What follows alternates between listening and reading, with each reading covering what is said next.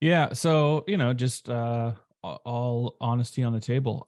Right now, I'm not working with any dealers on that, but do I talk to a lot of dealers and still have opinions on what I would be doing? Sure. With the exception of one right now, all of my clients are businesses that are, that offer services to dealers. But when Dealer Superhero was much more a part of my day to day, the answer to that question is a little bit of what I touched on previously is you might actually have to experiment in ways that make you uncomfortable in terms of more provocative or pop culture related type of things that get people's and why do I say that? Because you're trying to get my attention when I'm in an environment that is so toxic Yeah. with, politics, contemporary world problems, like all the things that get pushed into social media. It's kind of not kind of, it requires our effort when we go to Facebook, Instagram, TikTok, Twitter. All of the most popular platforms require quite a bit of effort to actually find things that are not immediately pushing people into whichever corner they feel most comfortable in, and becomes really divisive.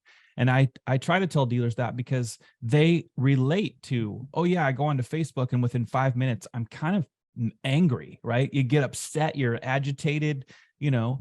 Um, there's no reason there. It's not that difficult to understand why the rates of anxiety and depression and all this have skyrocketed in the past 10 years Yeah. because social media. And not to make this what we're not talking about, but just look at what that's done to the youth of the world. But first and foremost, here in the United States of America, it's a travesty because all of us adults should be like, wait a minute, we're putting them on the wrong path.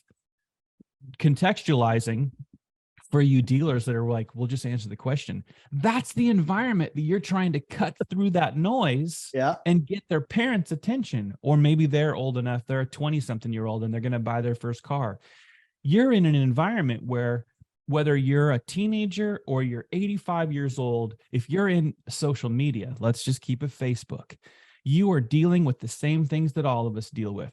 Tough Right. environment to have a message cut through. So what are you going to have to do? You're going to have to do something that would never look like the ad that you used to run in the newspaper 20 years ago, something that would never look like probably the display ads that, if you're doing it, are being plastered all over display networks where you're hoping for more impressions, but you definitely aren't getting leads off of those, which is an okay strategy if you need presence and awareness.